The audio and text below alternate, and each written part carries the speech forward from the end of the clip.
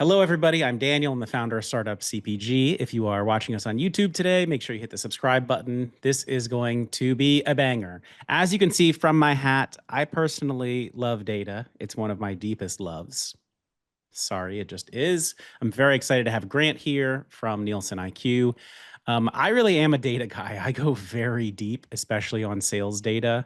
Um, I was running a beverage company up until 2023. During that, and then also my job before that, I was the data guy at a food tech company. For 5 years, I was the one pulling the data, telling the data stories, using it to make decisions, and to tell our story to retail buyers and all sorts of audiences.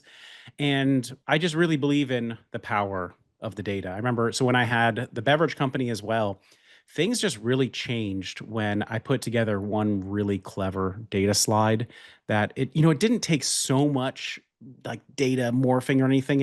I pulled out the right insight and put it into a really nice slide. And then boom, went everywhere on LinkedIn. And after that, buyers were like, well, I guess I need to talk to you now because you're this brand. And that, they saw that slide. So I really wish for all of you to learn how to use data in the best way. Maybe some of you already do, but just how to, really evolve because it can be so powerful to get you on an enormous growth trajectory with buyers, and also just really understand, what's going on and have the answers to questions that buyers are going to ask you.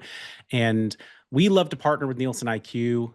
It's been a long time that we've gotten to work with them, since our very inception, basically, because just they have really affordable data packages for early brands. When I was at that food tech company, our contract for a data package was six figures. And then they had to pay someone like me to pull all the data as well. Only now, this has totally changed. Can you actually get data, I would say, in a kind of affordable, democratized way? And it's, Nielsen IQ and Byzzer that have done that, where you can get piecemeal stuff or really affordable annual work on it. And you're about to learn all about that from Grant, but that is why we partner with them, because they make the data affordable. And then we really like to work with them so all of you understand how to use it. So Grant, did I do your job for you or what's Mhm. left? Yeah, that was great. Thank you. Uh, and nice to meet you all. My name's Grant McMillan. I've worked with Nielsen for over 6 years, and that entire time been on the emerging brand space. So it's been fun getting to work with all the manufacturers that are trying to get into new retailers or maybe just got some distribution or looking to grow from there. I love working with all these different types of products and across the different categories and going to trade shows. It's just a fun community, and it's been fun being part of it. Uh, and I think for today, what we talk about is just going into some of those use cases of how brands can use data to grow. What are some of the problems emerging brands face in the CPG world, and then how does data solve those? Um, So we're going to start with maybe around 5 minutes of slides, just kind of going through those high level topics, and then we're going to jump into a data portal.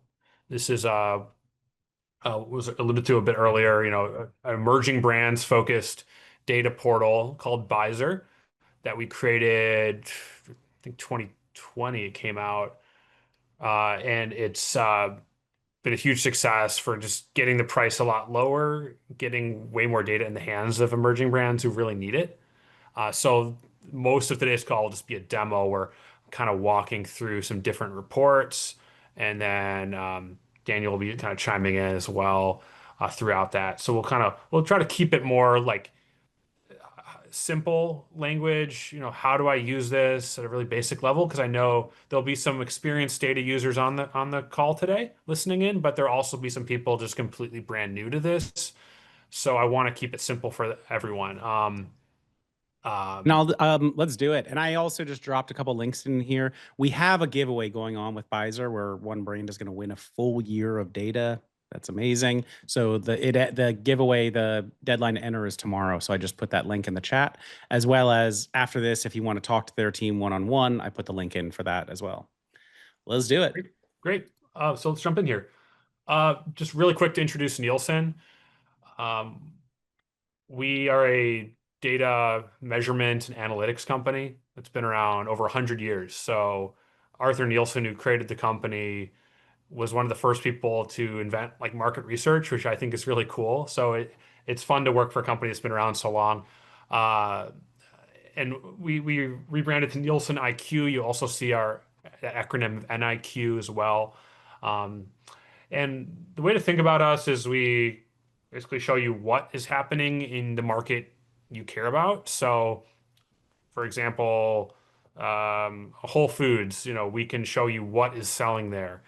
We're collecting all of this data from their stores, and then we organize that, sort it into different categories like milk or candy, right? And then we turn it back to the retailers to help them make decisions. But then we also turn that data over to manufacturers to um, help them have conversations with retailers or just help them make internal decisions like what product should I launch or what price point should I be at. So we share what's happening if we look, say, in the last year, but we also can tell you why it's happening. So this is where we often dive into shopper behavior.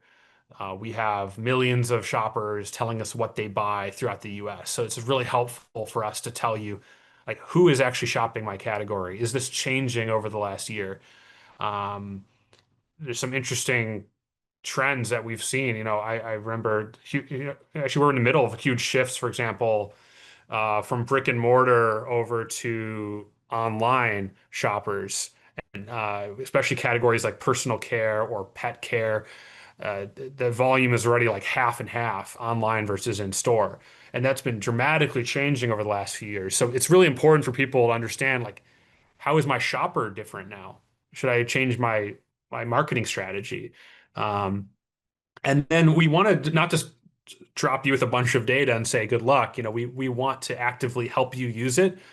So teaching you how to use this data or giving you easy to use dashboards that you can just get your insight, learn what you need to learn, and then get back to work, right? So that's what we're all about at Nielsen. Just want to focus now on emerging brands, rest of the call. So with one classic example that we can really help on, we'll be spending a lot of time on this. It's how to use data to get into new retailers or to grow your distribution within a retailer you're already on shelf at. So the key problem that I see when I talk to a lot of emerging brands is they typically don't have a huge budget. So they might just have data on their own company, their own performance, and they don't really have access to the full market data. They can't see what their competitors are selling. They can't see what's on the shelf at Albertson Safeway division that they're trying to get into. So this really limits what you're able to accomplish because when you show up to the retailer meeting, all you can really, you have a lot of passion, you have a great product, but you really just have data on your own brand. We'll talk about why that is maybe an issue. If we go back to what the retailer really wants to know, what they really care about is growing their overall category. So if you're the um, salty snacks buyer at Target, you really just want to grow that by a few percentage points, and you want to figure out the right assortment of SKUs. So they're really digging into data on the back end to justify those decisions. And you'll actually see the buyers get rotated around every few years, typically, to keep the conversations more data focused instead of building relationships that could kind of bias them. The retailers really want to make data backed decisions with how competitive it is. So when you show up to a meeting with Target now or Whole Foods, with competitive data, you can tell them exactly what's selling on their shelf, and really be more of a partner that's educating them as opposed to just talking about your own product. So it allows you to be a lot more customer focused. A common question I get though is, well, Grant, what don't these people already have data on their own stores. Like, doesn't Target have Nielsen data on what's selling there? And that's absolutely correct. But when we talk to our retailer teams, they tell us that the buyers don't really have time to dig into um, drill down on these categories with Nielsen data. They really rely on the brands to educate them.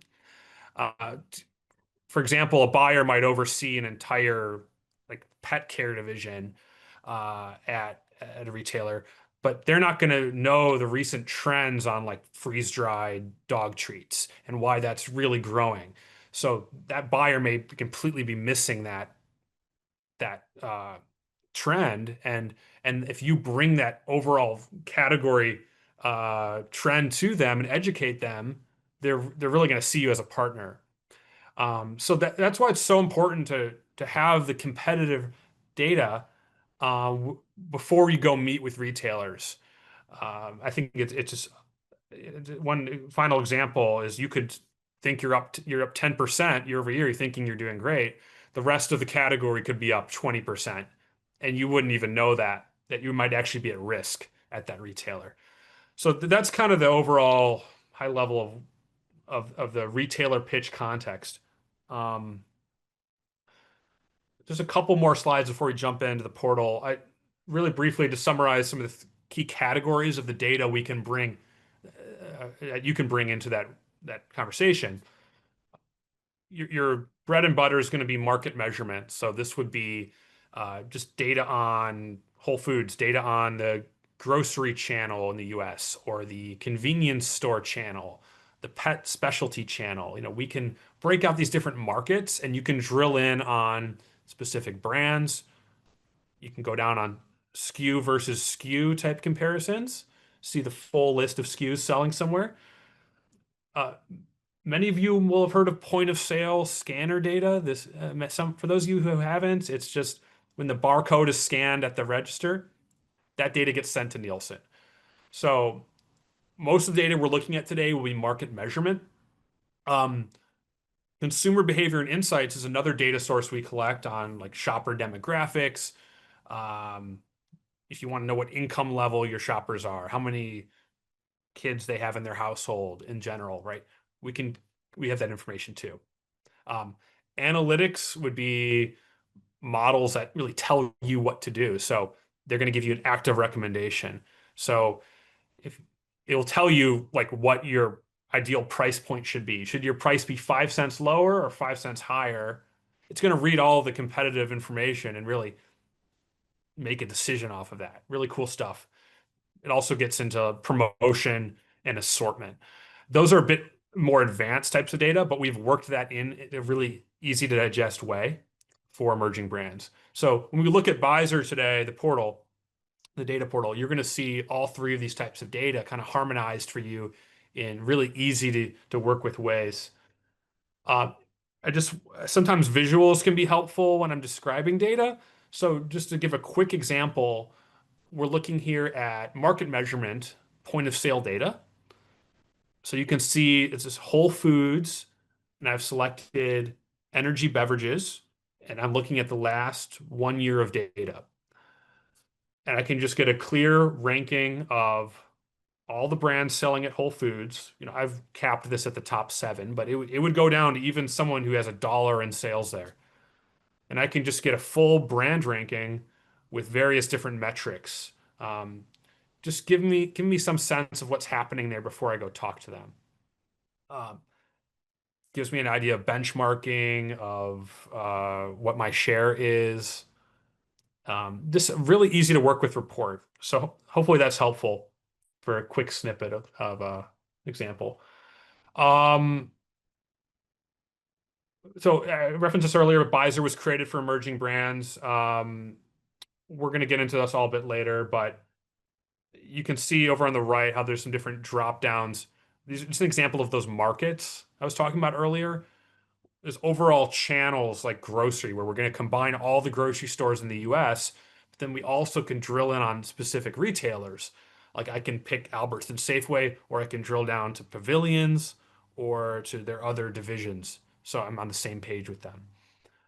Um, the last slide here is just to kind of, for those of you who are saying, okay, well, how expensive is this? I don't want to wait 45 minutes to get an idea of the price. Rest assured that there's a price for everyone. Even someone looking to just get a report for $1,000 can give something great. The way I like to think about it is that tier one, just getting started, you might start with an ad hoc report. If you just want to report on one retailer, you have a very limited budget. We can do that for you. We'll just email you the report that you're looking for, help you just help make sure it answers the questions you have in mind. But since we've released Byzzer, it's much more common for someone just to start at like at tier two. Um, and we have a special price for Startup CPG members at like just under $5,000.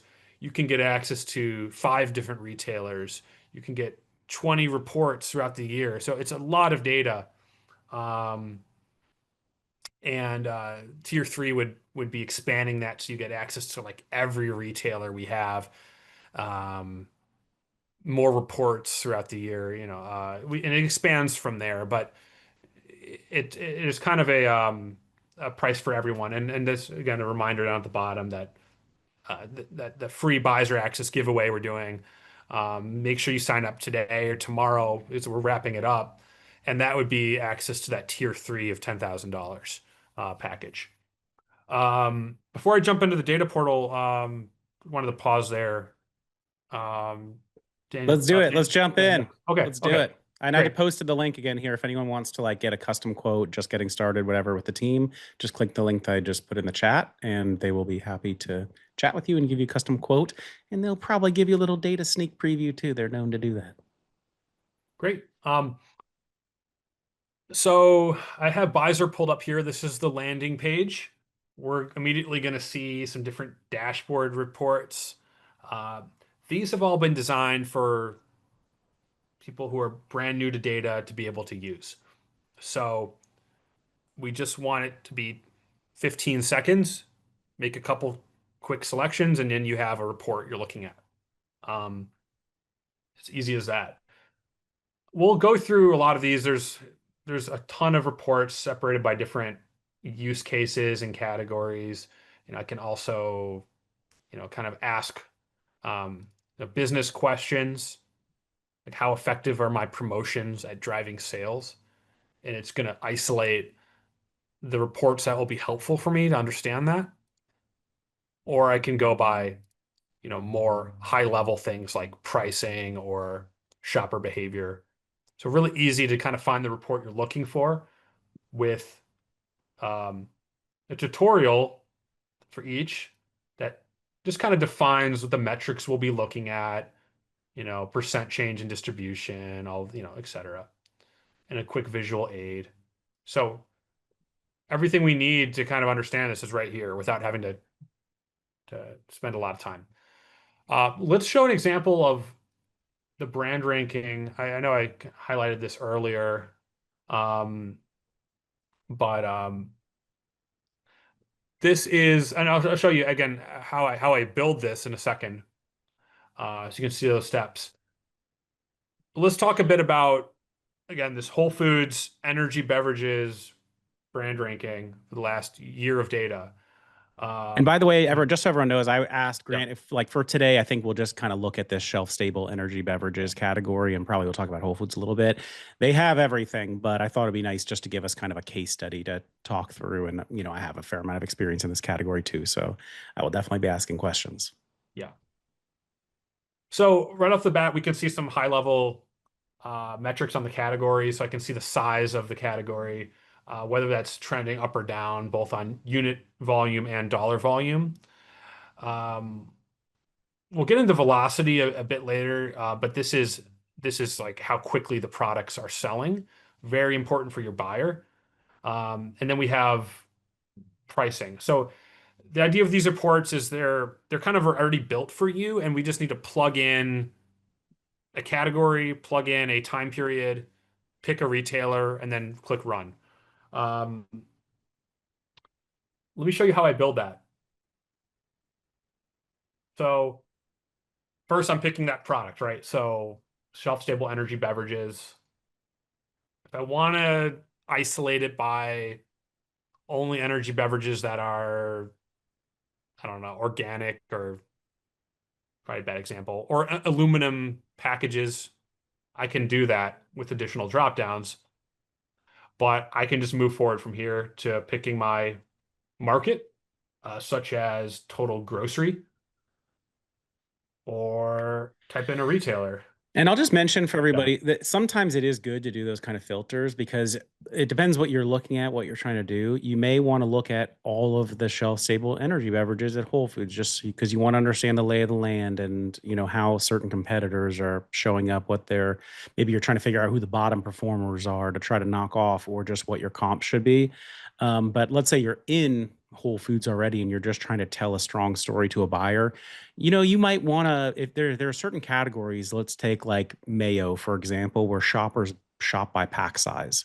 And so you might want to only be comparing your performance to other 30-ounce jars of mayo because you can actually tell a much tighter story that way. Because no, like I shouldn't compare myself to the 12-ounce ones because people don't shop that way. They shop by pack size first. Like I want a big jar of mayo and then by brand, right? So and you can sort by no, I'm only comparing myself to other organic energy beverages, and we're the top three if you look at it that way. So it's very nice to be able to cut the data that way. Mhm. So I've selected Whole Foods there as my market, and then I'm picking last 52 weeks as my time period. And So it's good to have the simple as different that. options for dates Yeah. also because Yeah. sometimes again you're just looking for information, sometimes you're trying to tell the best story possible about your brand, in which Mhm. case you should check, hey, what is 52 weeks the best story or is 13 weeks because that actually hits this nice promo that I did. You're going to want to tell the best story possible, and often you'll need to kind of like pivot the data cube by looking at all these different time periods to see like, well, was I the highest velocity one during that time, or was I the highest unit growth in sales during that time? What's the story I'm trying to tell here that'll give me that killer slide? Yeah. So from there, when I've made my selections, I just generate the report and it takes about 30 seconds to run. And then we get what I had shown you earlier. So it's simple as that. Um, we'll spend the rest of the demo not really like building reports. I don't want to make you watch all that, but we'll kind of move through some other finished templates. I wanted to show you what an item ranking is. This is going a level further down to SKU level data. So I have every SKU in energy beverages at Whole Foods. Uh, I picked the same selections by time period and brand. So you can see how now I'm getting to UPC level information. Can you scroll to the left so we can see the Yep. names? Okay, Yep. thanks.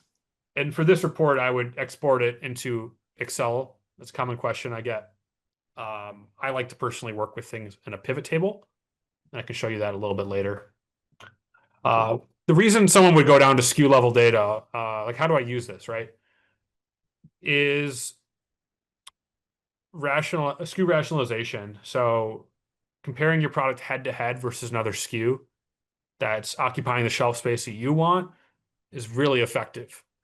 So we can um, quickly see how widely distributed each product is. So if a competitor has 80% of stores and you have 50%, um, that's good to know.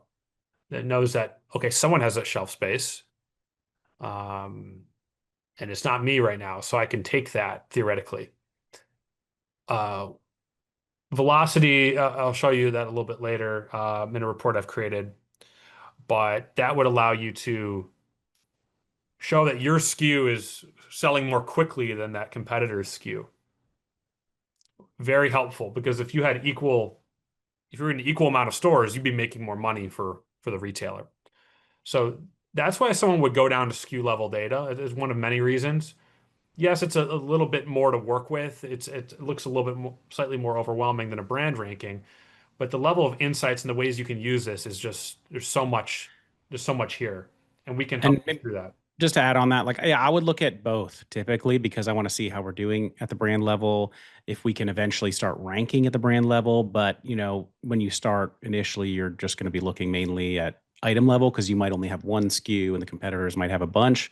So you're going to be kind of working through both of them, but probably early days you'll get more usable sales insights from this item level, and you can filter it a bunch of different ways. And before you really start ranking as a brand, but brand ranking is a nice, easy way to understand the category too. Mhm.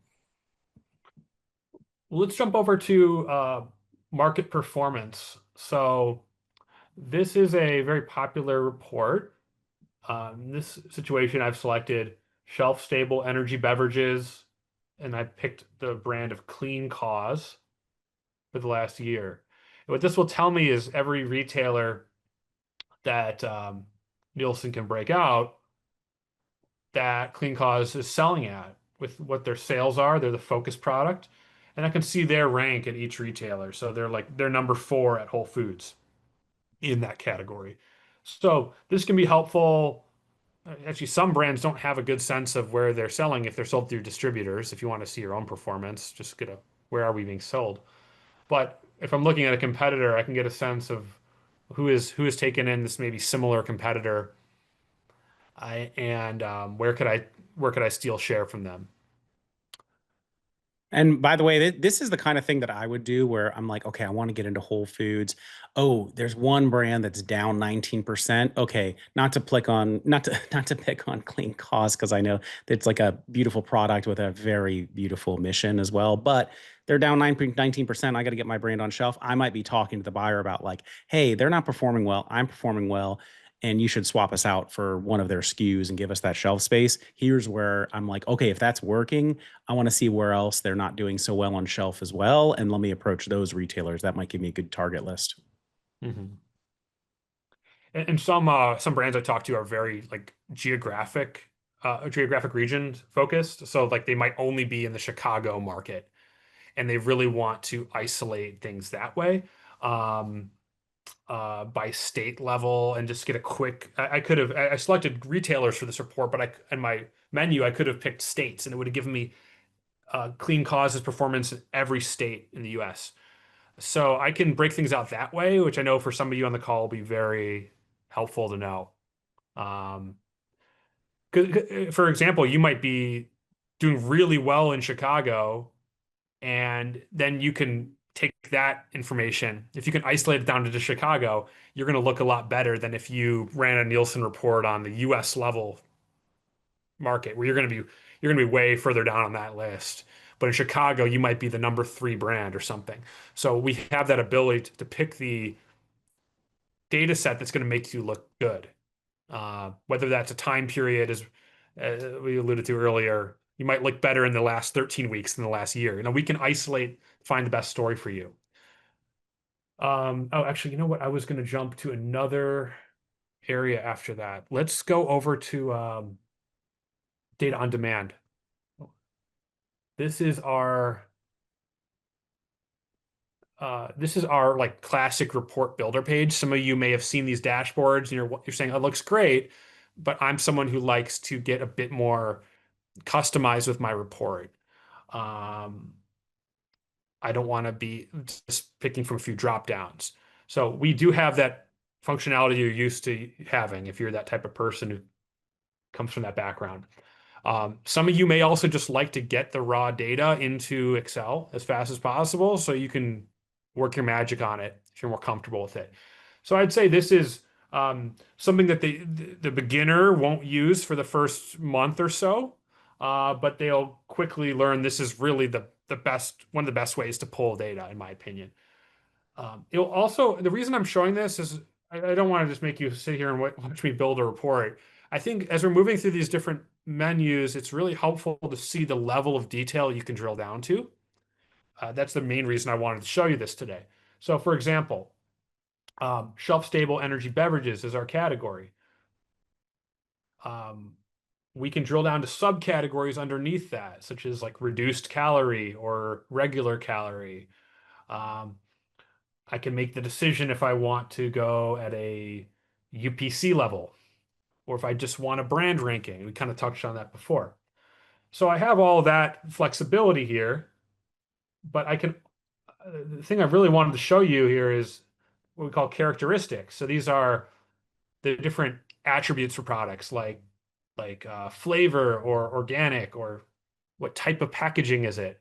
There's hundreds to pick from. And we spend a lot of time and energy taking any label that hits the market, and we want to get the picture of that label of those products. And anything written on it is going to make its way into our database. So all of the ingredients, all of the claims will find their way here.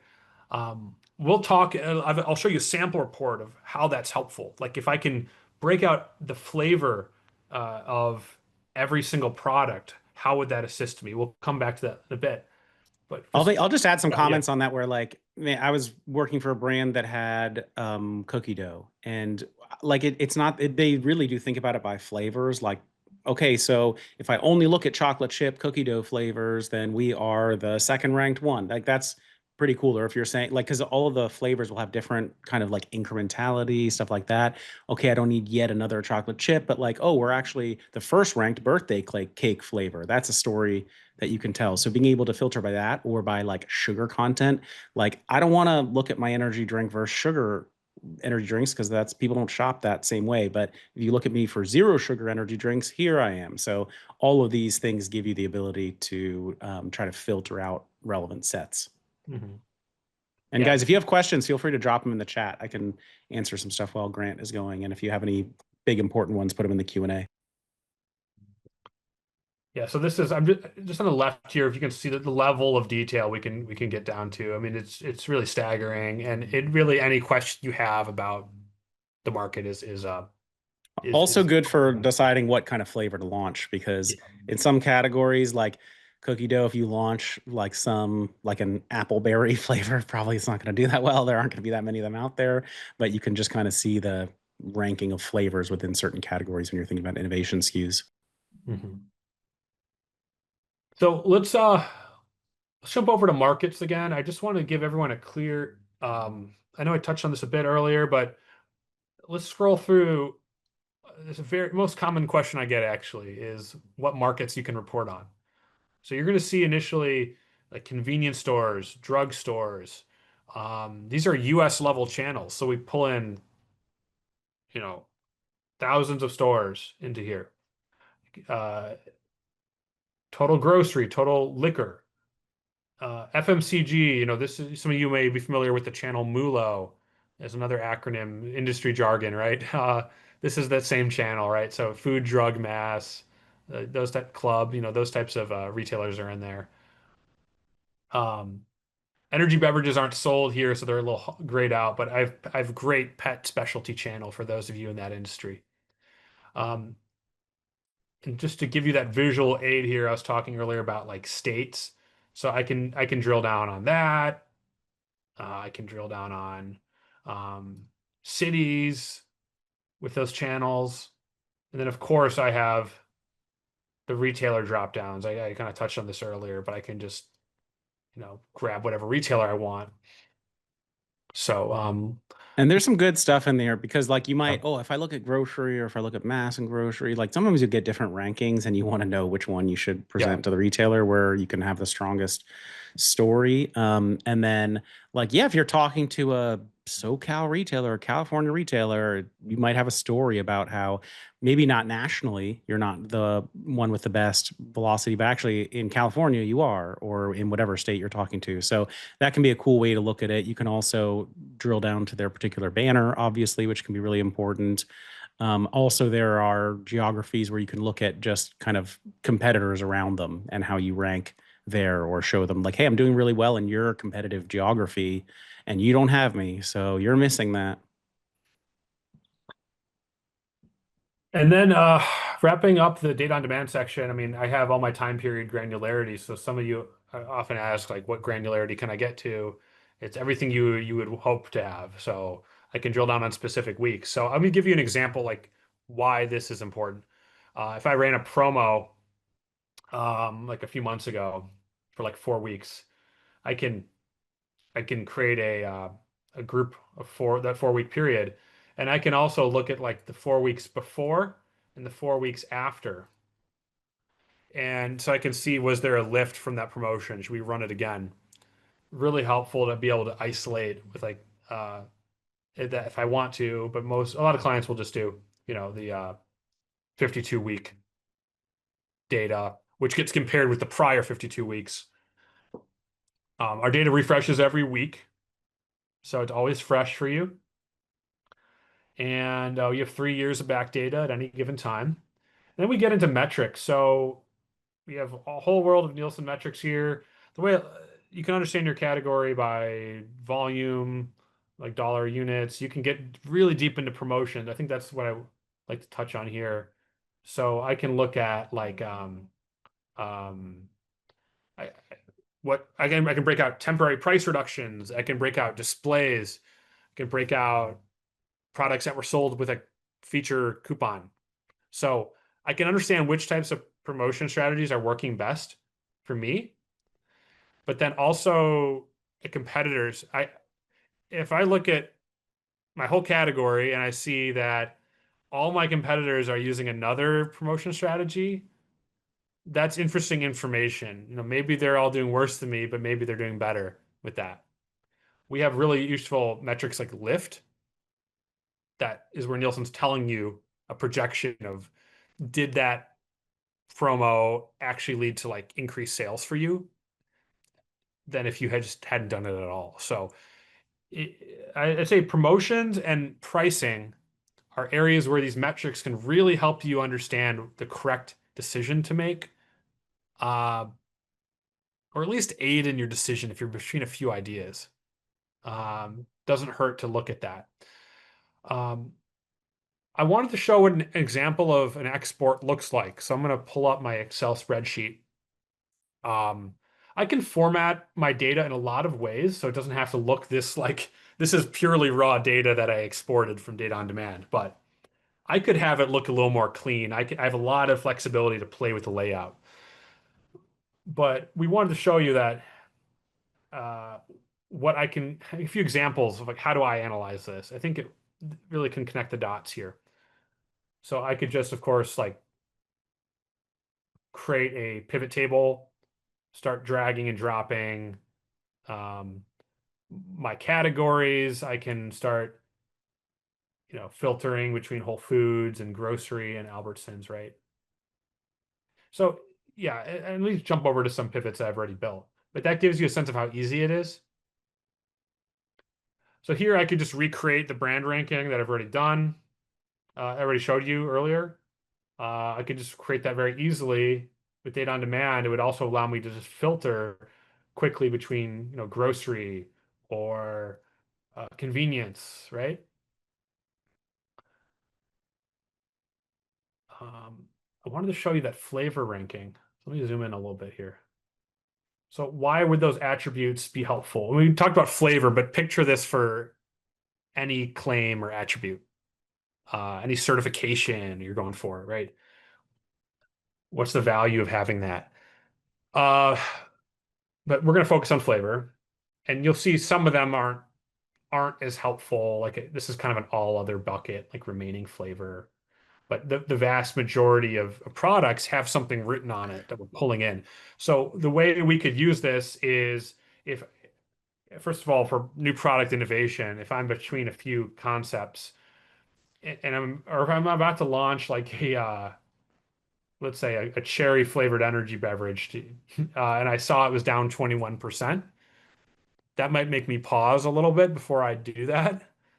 Maybe it's down 21% for another reason, but we could kind of dig in a bit deeper to see, okay, what are those brands? What are those SKUs? And Um, it's good to also know what the data is saying. Like unflavored, okay, if you take like Monster Energy, for example, it actually doesn't say the name of a flavor on their zero, but it is a flavor. It just doesn't say the name of a mhm, flavor. Sometimes because they can't, because it's like artificial ingredients and stuff, they can't put the name of it. But so good for you to like understand what's in there also, and you can like double click into those things to see what's actually in remaining flavor and unflavored. Because Nielsen's going to do it based on what's actually printed on the can. mhm. So just to give a good example of like in the retailer pitch example, I had a client that was really struggling to get on the shelf. Uh, it was actually within energy beverages at Publix. They they were regionally in like North Carolina and stuff, but they couldn't get into Publix. And it really came down to some insights we pulled on single pack versus four packs.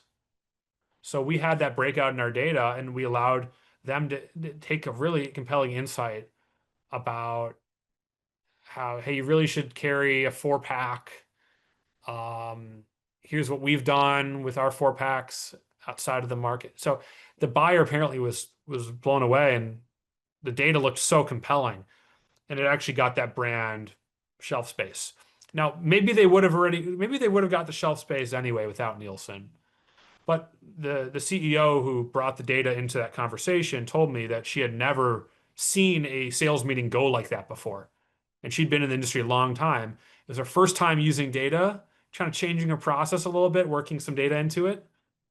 And she had an incredible reaction. So the ability to drill into some of these insights is really helpful. And it goes another level than just looking at a brand ranking or a SKU ranking.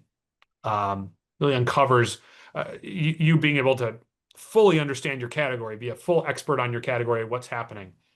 Do you have Grant in here just a velocity Yeah, example? Perfect. Yeah, you're coming that's the right that's to it. There yeah, it is. Little setup from yep, me.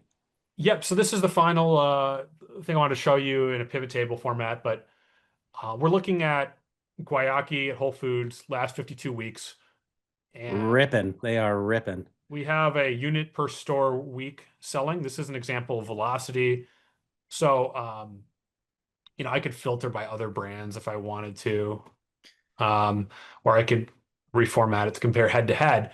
But the idea is if your velocity is higher than someone else's, that's a great story to take. And it's really helpful for those of you brands who are like don't have a lot of distribution yet, but where you do have distribution, you're selling really fast and you have a lot of excitement. It allows you to kind of take distribution out of the equation for a second and like equalize that and allows you to just purely compare like, hey, where we are sold, are we selling more quickly than Guayaki? And And kind of an interesting story here if you look at this, because yeah, I mean, Guaki like really has done a very good job building their brand with Whole Foods. You can see their top SKUs having really good velocity, although some a little bit down from last year. And there'd be an interesting story to look into why their unit velocity on the top SKUs is going down a little bit. And then if you look down, like, oh, okay, what about rows 11 and 12? Like those are not doing so good. What are those? Those are their low sugar, like zero sugar ones. So Guayaki, I think, has like 28 grams of sugar or something in the top five ones. And then they have some low sugar ones, and it looks like those are not totally hitting anywhere near those same numbers. So, like, if I was a zero sugar one or low sugar, I might be talking to them about that. Like, hey, look at our performance. In other stores, we sell way better than their low sugar ones. So, if you put us on shelf, we'll sell better than them in this instance, also. And also, when you do this stuff, you can look at it at the total level also. It just a couple of things are really important to note. So at the bottom here, you see a couple of those SKUs are actually 12 packs. So that's just a good thing to note. That's why that velocity is a lot lower. And then also, if you just do a total item report, you need to look at things like ACV or number of stores selling, because there will be some, if you're like looking total Whole Foods, there might be some local brand that has a special display in SoCal that's just killing it. And you might want to then filter the data when you're talking to a national buyer and say, so in brands that are in more than 10% of stores, though, I do really well. So, like, really good to just kind of look through all the columns, do a custom report like this, see really what everything's saying. Because if you don't actually apply a filter, even like, let me filter out all brands under 10% ACV, meaning they're, 10% of stores weighted distribution. You can get lots of random noise stuff that'll appear above you that you do want to filter out to tell your story. mhm. Yeah, I do think this is like the number one thing an emerging brand could take advantage of. It's my favorite thing for them to use is these velocity metrics are so powerful because they really make you look good. Because if we just go on dollar volume, you're generally going to have lower dollar volume than your competitors who are more widely distributed. But that's just because they have more doors than you. So And in a velocity, lot of yeah. instances, you might not be in Whole Foods, right? And you actually might not even be in NielsenIQ, Byzzer. If you're like a newer brand, maybe your Mhm. data isn't even, you're not big enough to actually be selling in here. But You might be selling in one store that also carries like Guayaki in this instance, where your velocity might be higher. Now that's a data slide. You could show like, hey, here's Guayaki's performance at Whole Foods. Here's where my thing slots in at another store and my relative performance. Thus, here's what your performance would be other retailers. So you can get creative building data slides like that. Mhm. Uh, let's jump into I know we have 13 minutes left, so I'll show a quick run through some of the shopper data that I mentioned earlier. A lot of people get really excited by that. And then a couple other things, and then we'll leave a few minutes to kind of wrap up if there's any questions. Um, let's go down to shopper behavior. So you can see there's a good amount of reports here. Some of you may be really excited to see like leakage trees, if you know what that is, or um, uh, it's like the shopper shifting, brand shifting. Who am I shopper shifting to? Uh, but let's focus on just like two. I had to reload this. It makes me time out eventually if I don't. I'm going to show you first a demographics report. Actually, this is sorry. First, I'm going to show you kind of the classic shopper data report, which shows some metrics like what percent of my shoppers return to buy me again, or what percent of U.S. households bought my product. Uh, some of you will be very excited if you've worked with these before to know how much is in here. Um, so we'll touch on this for just a second, then we'll go over some of the demographic information. But really quick, the way you can expect your shopper data to work is it kind of activates once your brand is sold widely enough for us to understand it. I'd say once you get to about 10, 15 million in sales, you're going to be able to look at your own performance here. Until that point, you're looking at some competitors, which can still be very helpful to understand um, uh, just kind of the dynamics here within shoppers. Like, to give you an example, demographics. If I can look at bigger brands like Celsius or Wayaki, and what this report does is it just breaks out different demographic segmentations, like the age of the head of household, the income level, ethnicity, size of household. So it's going to give a great score, like a simple score of like, are they overperforming or underperforming with that group? So I can see that Celsius is kind of underperforming. They have a 50. 4.2% of their sales come from less than 220K households, but 8.3% of the category comes from that group. So Celsius is doing more. It looks like a clear trend line that the more money your household income your household makes, the more likely you are to buy Celsius. That might be very different with other brands like Wayaki. It's not that trend line. They're actually performing kind of poorly with that group between 70 and 100,000. Uh, interestingly, there. So we can look at this for a variety of brands that you might think have a similar shopper to you and get some valuable information. Um, so There's some crazy stuff in here, by the way. If you look at like down at the bottom, look at size of household. Like you know, Guayaki, this is like a single person's drink for some reason, like yeah. single and two-person households.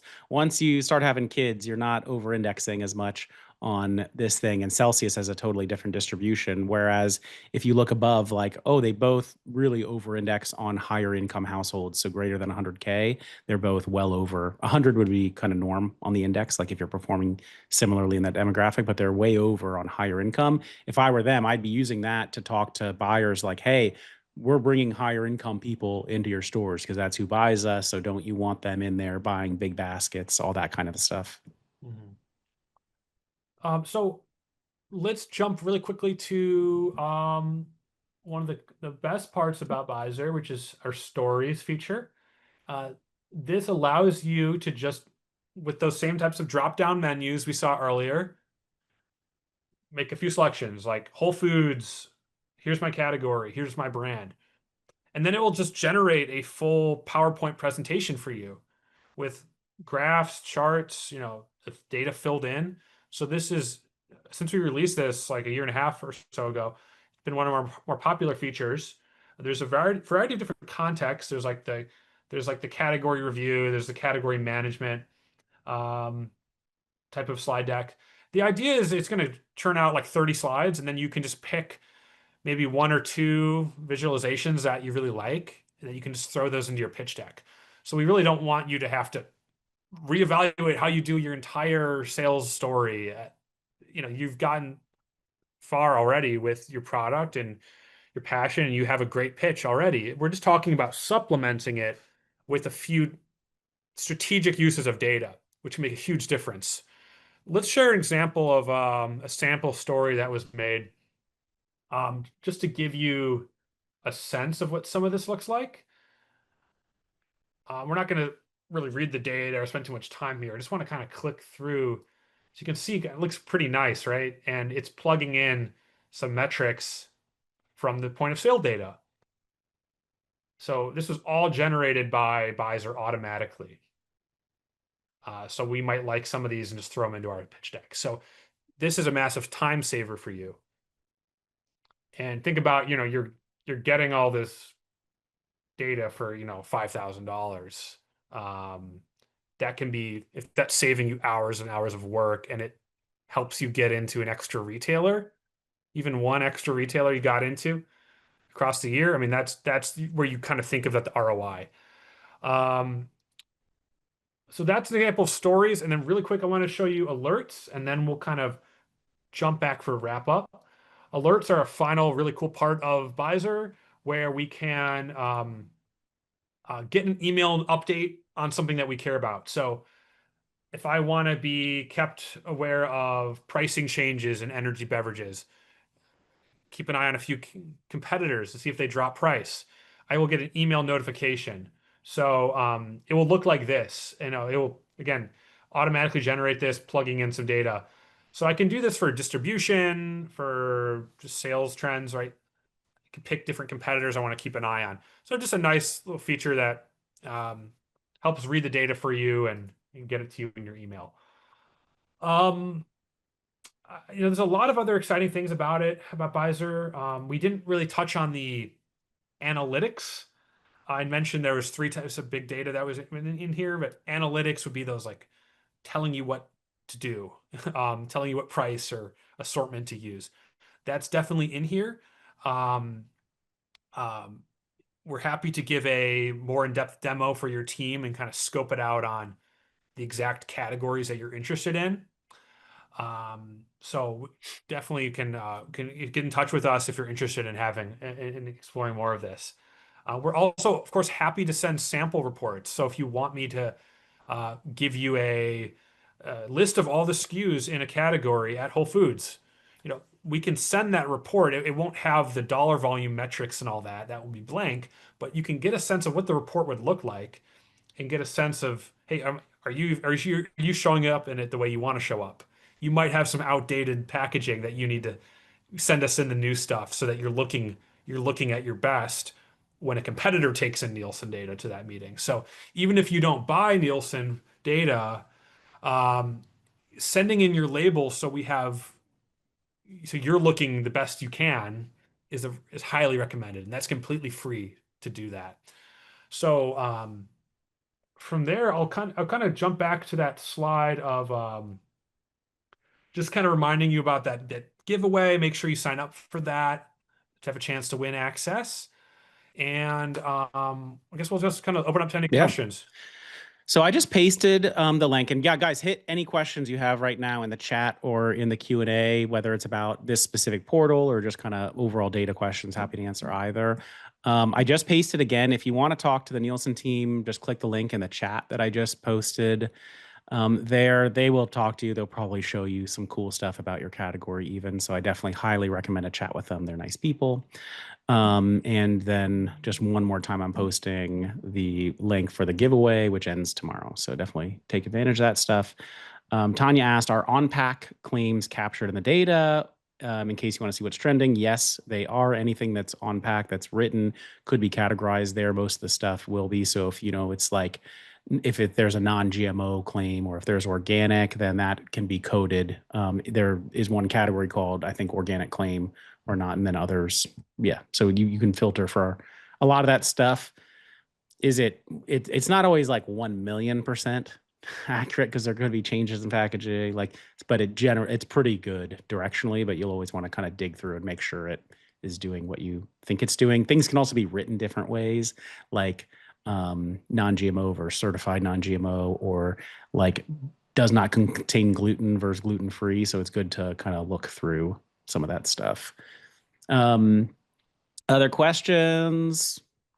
Don't want to force any, but I'll take any data question because I love data, as you know. this is what I like to do. Um, cool. And then and maybe I'll just talk a little bit about using data as an early brand. So like the kind of way some people have budget for this, some people don't. It's like you can also get really scrappy as you're just trying to grow and tell stories before you would even be using this data, by like you don't have any data. If you're in one store, you can make a data slide. You can go and like ask the store for some info, like how did I sell? How did that other brand sell? How did I sell last week? How did they sell last week? Like, oh, okay. Like now you can start to actually create a data slide of like performance and growth. Maybe throw in a quote from them, as you start to build up to being able to use this kind of data, which is super affordable and reasonable. But, if you're in one store, you might not be ready for that data purchase yet. And then as you're growing, I think, you're just looking for great use cases. So like, is my best use case Whole Foods? Is it another retailer? Um, Typically, like Whole Foods isn't going to want you to be telling everyone else about your Whole Foods performance a lot of the time. Often people will say something like retailer W or something, so they can kind of mask exactly which store it is when they're showing their performance versus competitors. But every retailer will care if you're telling them about how your Whole Foods performance is versus other brands. If you're doing advantageously, it's just a really strong story as you're building up distribution before you have like, here's my total grocery number, right? That kind of takes a while to get to. But the charts that I typically would rely on showing would be, I want to show something about overall like size, growth, and that can be for total sales or it can just be for velocity. Um, and you can also look at other metrics like ACV growth. ACV, which is all commodity volume, says what percent of the overall kind of like dollar value are you participating? Meaning it's not just what percent of stores are you in, but like how big are those stores? Because being in Whole Foods is different than being in one like tiny convenience store. So you can look at your growth of distribution instead of just your total distribution and say, I'm the fastest growing brand out there or in this one geography. A lot of different ways you can do it, but basically like Grant was saying, I love getting it into an Excel and then just sorting and pivoting at everything and filtering everything until I find the right stories that I want to tell. And when you do, tell them very simply. And that is what, just it's nice to give the buyers that info before they ask for it. Because if they're hearing your pitch and then they have to ask you about the data, then they're almost trying to they're like, oh, I wonder, let me like get you on this question. But if you can kind of present it proactively and put yourself in the best light, then you are just reinforcing the story they're starting to build in their head of this is a brand that has good traction and the data fits into that story that they're showing me. So it's a nice way to just roll with them and keep building it rather than waiting for them to just kind of like furrow their brow and ask questions. Ali Reza asked if there's Sprouts data in Byzzer. There is not. We're working on it. So within the natural grocery channel, we get that question a lot. We have Whole Foods, Good Food Holdings, and Fresh Market coming in a few weeks. We're excited about that. Yeah. Hope to get Sprouts at some point. And so and if you were trying to figure out what to do if you don't have the Sprouts data, like a lot of people might use Whole Foods as a proxy for something like that, where they would just say, like, maybe I don't have that, but in the leading natural channel, that this is what it looks like. Because I know that can get pricey sometimes to just specifically get the Sprouts data. All right. I think that's it. Grant, thank you so much. We really appreciate you guys and the partnership. And thank you to everyone for coming and participating today. And you know where to find us. We love data. We're here to help you guys with the data. Thank you. All It was a right. pleasure. Bye, everyone.